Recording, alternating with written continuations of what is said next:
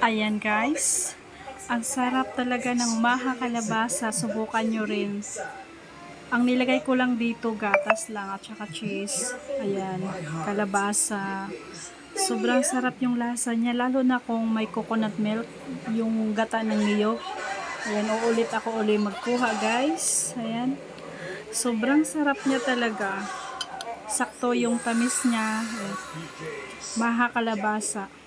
Masarap siya talaga kung coconut milk yung igagata mo sa kanya. Yung magiging tubig niya is yung coconut milk, tapos with milk. Wow, so yummy, creamy. Pero ito creamy na rin siya talaga, yung lasa niya ang sarap.